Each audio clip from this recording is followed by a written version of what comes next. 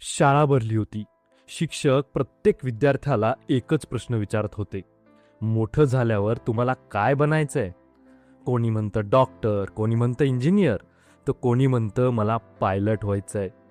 आणि मग शिक्षक त्या छोट्या मुलाकडे वळतात. तो मुलगा शांतपणे उत्तर देतो, मला मोठं होऊन हॅपी व्हायचंय.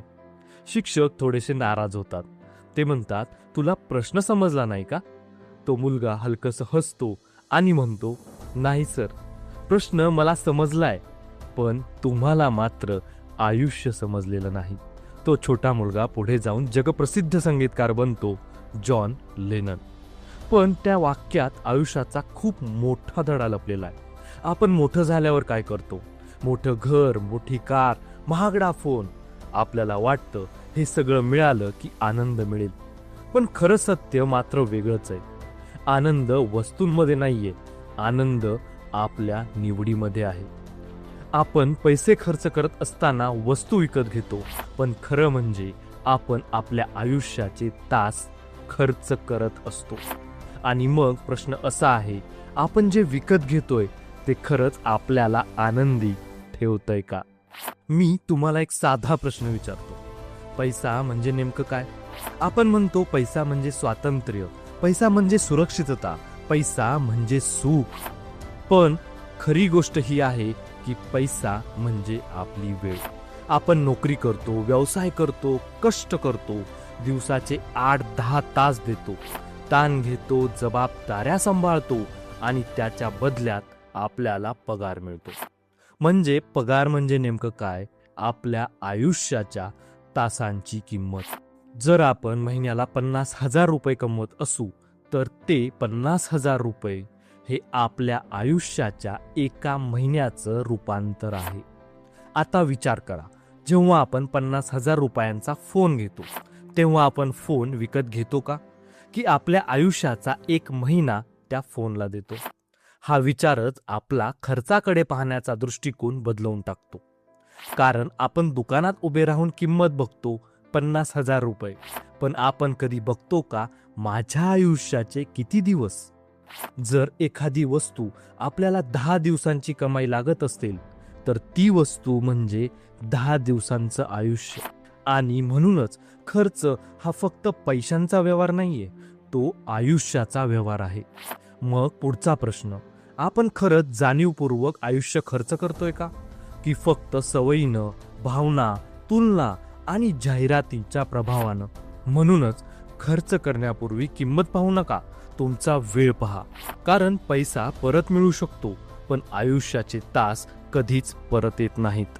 आता एक खूप महत्वाचा मुद्दा, जेव्हा आपण एखादी वस्तू विकत घेतो तेव्हा आपण फक्त ती वस्तू नाही विकत घेत, आपण तिच्यासोबत येणारी संपूर्ण जीवनशैली स्वीकारतो.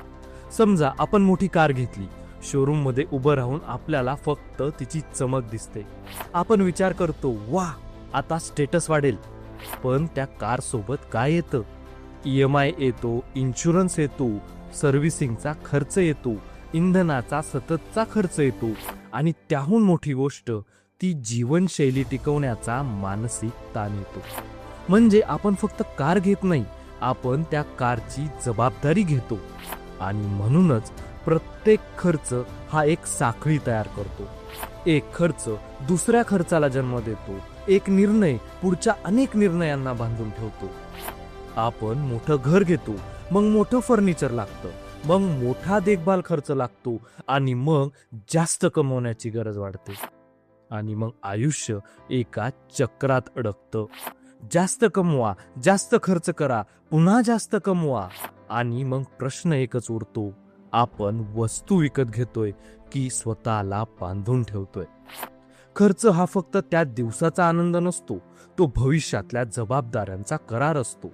म्हणूनच किंमत विचारण्याआधी स्वतःला विचारा, ही वस्तू माझं आयुष्य साधं करणार आहे का, की आणखी गुंतागुंत वाढवणार आहे? कारण खरी श्रीमंती ही मोठ्या वस्तूंमध्ये नसते, तर ती कमी गुंतागुंतीच्या आयुष्यामध्ये असते.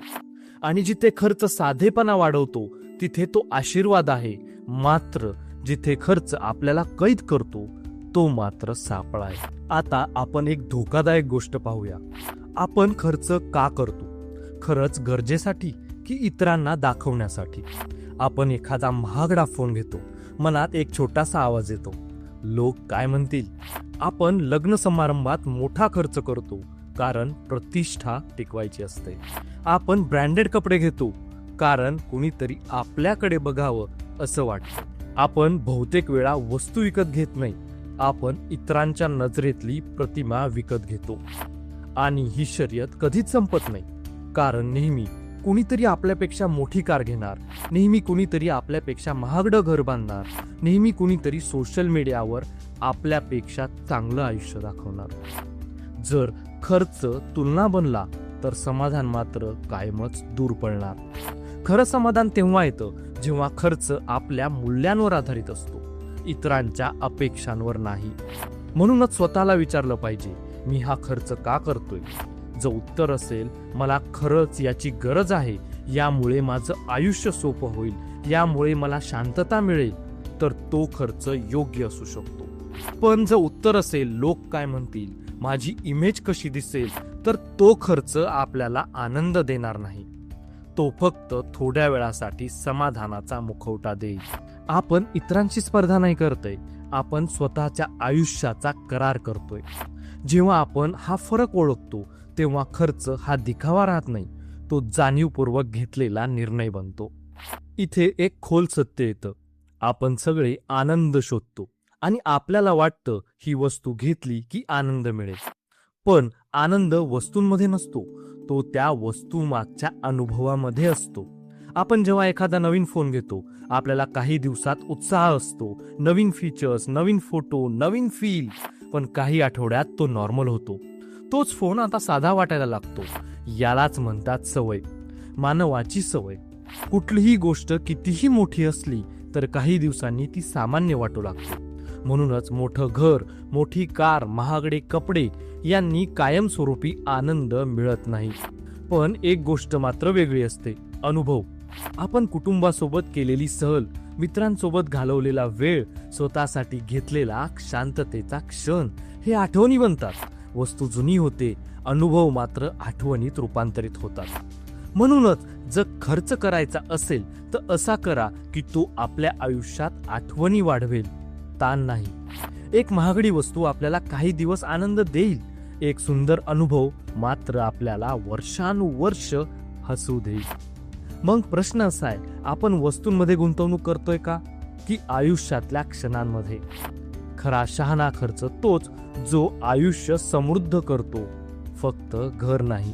आता सर्वात महत्वाचा धडा, खर्च म्हणजे किती पैसे गेले हा प्रश्न नाही, खर्च म्हणजे काय मिळवलं आणि काय गमावलं हा प्रश्न. जेव्हा आपण एखादी गोष्ट घेतो तेव्हा आपण काहीतरी मिळवतो, पण त्याच वेळी काहीतरी सोडतोही. जर आपण मोठं घर घेतलं तर कदाचित आपल्याला जास्त जागा मिळेल, पण कदाचित कमी स्वातंत्र्यही मिळेल, कारण EMI. जर आपण जास्त महागडं जीवन निवडलं तर कदाचित प्रतिष्ठा मिळेल, पण कदाचित शांत झोप गमावली जाईल. म्हणूनच प्रत्येक खर्चाच्या मागे एक अदृश्य किंमत असते. ती किंमत असते आपला वेळ, आपली मानसिक ऊर्जा, आपली स्वातंत्र्याची पातळी. म्हणूनच खरा प्रश्न असा आहे की हा खर्च माझ्या आयुष्याची गुणवत्ता वाढवतोय का? जर एखादी गोष्ट आपला वेळ वाचवते, ताण कमी करते, आरोग्य सुधारते, नातेसंबंध मजबूत करते, तर तो खर्च योग्य आहे. पण जर एखादी गोष्ट आपल्याला जास्त काम करायला भाग पाडते, जास्त चिंता देते, जास्त तुलना निर्माण करते, तर तो खर्च आपल्याला हळूहळू बांधून ठेवतो. खरी श्रीमंती म्हणजे काय? मोठ्या वस्तू नव्हेत, खरी श्रीमंती म्हणजे आपल्याला हवं ते करण्याचं स्वातंत्र्य. आणि ते स्वातंत्र्य तेव्हाच मिळतं जेव्हा खर्च आपल्या नियंत्रणात असतो. म्हणूनच आजपासून एक सवय लावा, खर्च करण्यापूर्वी स्वतःला एक विचारा, मी हे घेऊन माझं आयुष्य समृद्ध करतोय की फक्त माझ्या इच्छा वाढवतोय? जर हा प्रश्न आपण प्रामाणिकपणे विचारलात तर पैसा आपल्यासाठी काम करेल आणि तेव्हाच आपण खऱ्या अर्थाने खर्च करण्याची कला शिकू. आता मी तुम्हाला शेवटचा प्रश्न विचारतो, आपण पैसे का कमावतो? फक्त खर्च करण्यासाठी की आयुष्य अधिक अर्थपूर्ण करण्यासाठी? म्हणूनच पैसा हा अंतिम ध्येय नाही, तो फक्त एक साधन आहे. पण समस्या तेव्हा सुरू होते जेव्हा साधनच ध्येय बनतं. आपण जास्त कमावतो, मग जास्त खर्च करतो, मग त्या खर्चासाठी अजून जास्त कमावतो आणि आयुष्य हे एका ट्रेडमिलवर धावायला लागतं. धावत राहतं पण पुढे मात्र जात नाही. कारण खरं स्वातंत्र्य जास्त कमाईमध्ये नाहीये, खरं स्वातंत्र्य आहे कमी बंधनामध्ये. जर आपला खर्च कमी आणि जाणीवपूर्वक असेल तर कमी पैशातही आपण शांत राहू शकतो. पण जर आपली जीवनशैली महाग आणि दिखाऊ असेल तर कोट्यावधी कमावूनही अस्वस्थता जाईलच असं नाही. म्हणूनच आपल्या मूल्यांशी जुळणारा खर्च करा, इतरांच्या अपेक्षांशी नाही. आपण कशाला महत्त्व देतो? शांतता, वेळ, कुटुंब, आरोग्य की स्वातंत्र्य? मग खर्चही तसाच असला पाहिजे. कारण शेवटी आपण किती वस्तू गोळा केल्या हे कोणीच लक्षात ठेवणार नाही, मात्र आपण कसं आयुष्य जगलात हे मात्र कायम लक्षात राहील. कारण खर्च ही फक्त आर्थिक क्रिया नाही, ती आपल्या आयुष्याची दिशा देणारी निवड आहे. आणि जर आपण ही निवड जाणीवपूर्वक केली तर पैसा आपल्याला नियंत्रित करणार नाही, आपण पैशाला दिशा देऊ. हे समजलं तर आपण फक्त पैसे खर्च करणार नाही, आपण आयुष्य समृद्ध करणार. आता या संपूर्ण अध्यायाचा सार एकाच वाक्यात जर सांगायचा झाला तर खर्च ही सवय नाही, ते एक तत्वज्ञान आहे. आपण कसा खर्च करतो त्यावरून आपण कसं जगतो हे ठरवतं. जर खर्च भावनेवर आधारित असेल तर आयुष्य चढ उतारांनी भरलेलं असेल. पण खर्च तुलना आणि दिखाव्यांवर आधारित असेल तर समाधान मात्र कायम लांब राहील. पण खर्च जर खरंच मूल्यांवर आधारित असेल तर आयुष्य स्थिर, शांत आणि अर्थपूर्ण होईल. म्हणूनच प्रत्येक रुपया हा एक मतदान आहे. जेव्हा आपण खर्च करतो तेव्हा आपण आपल्या भविष्यासाठी मतदान करतो. आपण साधेपणाला मत देता का की गुंतागुंतीला? आपण स्वातंत्र्याला मत देता का की बंधनांना?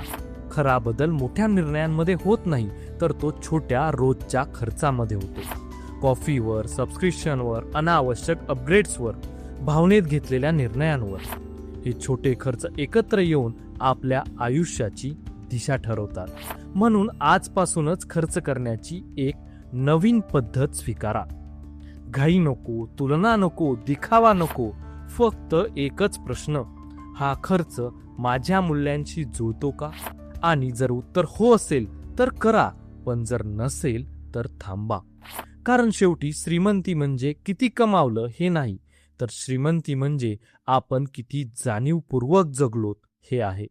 आणि ज्या दिवशी आपण जाणीवपूर्वक खर्च करायला शिकलोत त्याच दिवशी आपण पैशांवर प्रभुत्व मिळवलं. तेव्हाच खऱ्या अर्थाने आपण खर्च करण्याची कला आत्मसात केली.